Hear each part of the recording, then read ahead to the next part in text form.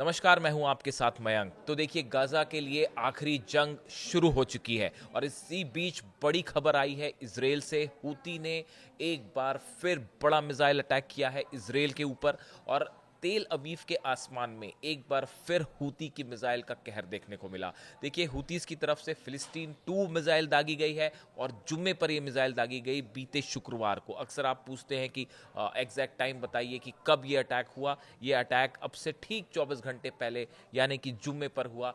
Houthis की तरफ से दावा किया गया, जिसकी अब तस्वीरें भी सामने आई हैं कि हूतीस की तरफ से फिलिस्तीन 2 मिसाइल जो है, पैलेस्टाइन 2 मिसाइल, वो इजराइल के ऊपर फायर की गई और तेल अवीव के आसमान पर गिरने से ठीक पहले ये मिसाइल एक्सप्लोड कर गई।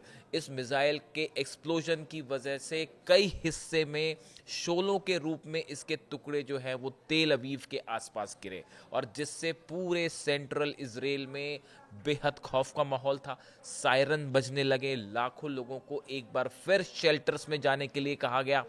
कई इलाके ऐसे थे जहां से इस तरह की खबरें आई कि मिसाइल के हिस्से टूट के जो हैं जलते हुए शोलों के रूप में गिरे हैं सेंट्रल इजराइल में, खासकर तेल अवीव के पास। और उसके बाद जो है पूरे इलाकों में जो है सायरन बजने लगे, लोग शेल्टर्स की तरफ दौड़ने लगे। इसके ठीक पहले हुतीस की तरफ से 2 ड्रोन अटैक किए गए इजराइल के ऊपर और बताया जाता है कि ये जो तो है तेल अवीव और एश्केलॉन, ये 2 इलाके में ड्रोन्स जो है इससे हमले किए गए, जिसमें एक ड्रोन को गिराने की जब कोशिश की इजराइल ने, इजराइल की तरफ से डिफेंस सिस्टम ने कई मिसाइल्स फायर की, लेकिन बताया जा रहा है कि शायद वो ड्रोन को इंटरसेप्ट नहीं कर पा रहे थे। उसके बाद एक फाइटर जेट ने भी फ्लाई किया उस ड्रोन को डाउन करने के लिए, यानी इजराइल को अच्छी खासी मशक्कत करनी पड़ी इस ड्रोन अटैक को रोकने के लिए और 2 जगह ड्रोन से हमले किए गए। उसके बाद देखिए, हुतीस की तरफ से बयान आया है, याह्या सारी जो प्रवक्ता है और हुतीस की तरफ से जो बयान है उसमें 2-3 बातें बेहद अहम कही गई। पहली बात तो ये कही गई कि हमने इजराइल के डिफेंस सिस्टम को एक बार फिर नाकाम कर दिया है। देखिए, हुतीस का कहना ऐसा है, 2000 किलोमीटर से ज़्यादा का डिस्टेंस है यमन के बीच में और इजराइल के बीच में। 2000 किलोमीटर के आसपास जो है मिसाइल ट्रेवल करके फिलिस्तीन 2 मिसाइल तेल अवीव तक आ जाती है, तेल अवीव के आसमान पे वो एक्सप्लोड कर जाती है। यानी इजराइल का आयरन डोम हो या फिर एरो सिस्टम हो, ये इस मिसाइल को नहीं रोक पाया। ये इजराइल के लिए बड़ा झटका था और ये मिसाइल जो है वो तेल अवीव के ऊपर आके ब्लास्ट करती है और उसके बाद वहाँ पे जो है पूरा सनसनी फैल जाती है। उसके बाद हुतीस की तरफ से ये दावा किया गया है कि हमने जो है वो तेल अवीव में बेन गुरियन एयरपोर्ट को टारगेट किया था, जिसकी वजह से बेन गुरियन एयरपोर्ट से ट्रैफिक को रोक दिया गया, जितने प्लेन्स थे उनको उड़ने से रोका गया और जब मिसाइल एक्सप्लोड हुई इसके कई हिस्सों की वजह से कई जगहों में आग भी लगी है। ऐसा दावा हुतीस की तरफ से किया गया।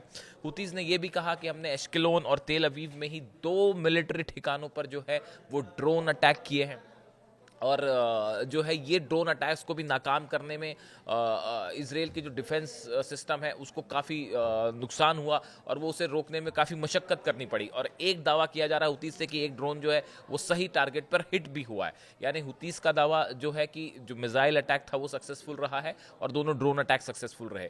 हालांकि इजराइल की तरफ से दावा है कि एक ड्रोन को गिराए जाने की तस्वीरें वो भी सामने आई हैं। देखिए, ये जो अटैक था, इस अटैक को 2 रेफरेंस में देखा जा रहा है।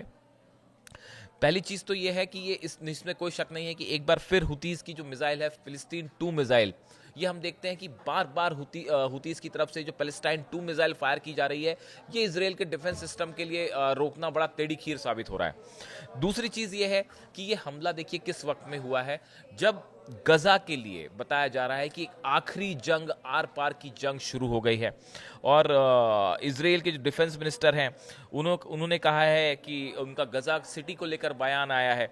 Israel's defence minister says Gaza city will be destroyed if Hamas does not agree to disarm and release all hostages. Israel के जो डिफेंस मिनिस्टर हैं कार्ड्स, उनकी तरफ से बयान आया है कि हम पूरे गजा शहर को तबाह कर देंगे अगर हमास ने बंधक नहीं छोड़े। उसी तरह बेंजामिन नेतन्याहू का बयान आया है। उन्होंने कहा है कि जो हमास की तरफ से देखिए सीज फायर का प्रस्ताव हमास ने स्वीकार कर लिया है, लेकिन नेतन्याहू अब भी इसके लिए राजी नहीं है। उनका ये कहना है But Israeli Prime Minister Benjamin Netanyahu has apparently rejected this, saying he had instructed negotiations to begin for the release of all remaining hostages an end to the war in Gaza on terms acceptable to Israel। Netanyahu का कहना ऐसा है कि जब तक पूरे बंधक रिहा नहीं किए जाएंगे तब तक इसराइल जो है वो सीज फायर नहीं करेगा, अपने हमले नहीं रोकेगा, और साथ ही जो हमारी शर्तें हैं इसको हमास माने। यानी एक बार फिर आप देखिए नेतन्याहू ने सीज फायर का जो प्रस्ताव था उसमें अड़ंगा लगा दिया है। गजा में हालात इतने ज़्यादा ख़राब हैं कि यूनाइटेड नेशंस ने वहाँ फेमाइन अकाल की घोषणा कर दी है कि वहाँ पे जो है बच्चे मर रहे हैं, महिलाएं जो हैं वो बहुत ज़्यादा परेशान है, खाना नहीं है, पानी नहीं है, मेडिकल फैसिलिटीज़ नहीं है, और यूनाइटेड नेशन अभी से फेमाइन घोषित कर दिया। अकाल जैसे हालात जो हैं वो घोषित कर दिए गए हैं गज़ा में। बहुत ही मुश्किल वक्त है गज़ा के लिए। ऐसे हालात में जो है बड़ा प्रोटेस्ट हुआ है यमन में फिलिस्तीनियों को लेकर, हुतीज ने किया है कल। इसके पहले इसराइल की जो नेवी है, Israel's Navy launched strikes against a power plant south of Sana'a, the Houthis controlled capital of Yemen। Yemen में जो है वो एक पावर प्लांट के ऊपर फायर किया गया इसराइल की नेवी की तरफ से।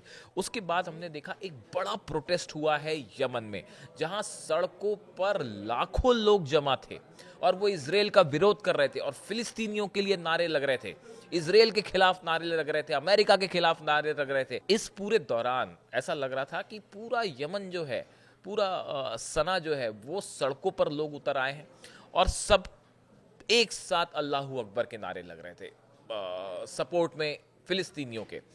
उसके बाद जो है ये प्रोटेस्ट होता है, उसके बाद फौरन हुतीस की तरफ से जो है इसराइल पर अटैक किया गया। तो देखिए कुल मिला के अब स्थिति ये है गज़ा को लेकर खास तौर पे कि गज़ा में अब एक अंतिम लड़ाई छिड़ गई है। नेतन्याहू की तरफ से और डिफेंस मिनिस्टर कांट्स की तरफ से साफ संदेश है कि पूरे गजा पर, सिटी पर कब्जा करना है, जिसके वो आदेश भी दे चुके हैं। और बताया जा रहा है कि इसराइल की फोर्सेस ने ऑपरेशन भी शुरू कर दिया है। गजा सिटी के बॉर्डर इलाके में जो है इजरायली फोर्सेस ऑलरेडी पहुंची हुई हैं। यानी अगले 2 से 3 दिन में गजा का क्या होगा। सीज फायर का प्रस्ताव एक बार फिर रिजेक्ट हो चुका है और ऐसे में हूती के बड़े हमले, हुतीज ने ऐलान कर दिया है कि फिलिस्तीनियों के लिए जंग जारी रहेगी। और ऐसे में ये हुतीस का हमला, इसकी वजह से पूरे इसराइल में एक बार फिर खौफ का माहौल है, दहशत का माहौल है। और ये अटैक तब हुआ है जब ईरान अपने बड़े वॉर एक्सरसाइज को हाल ही में उसने पूरा किया है, जिसमें एक साथ कई मिसाइल्स फायर की गई थी, टेस्ट फायर की गई थी। इन हालात में हुती का ये हमला एक बार फिर जो है इसराइल के डिफेंस सिस्टम के लिए बड़ा झटका माना जा रहा है।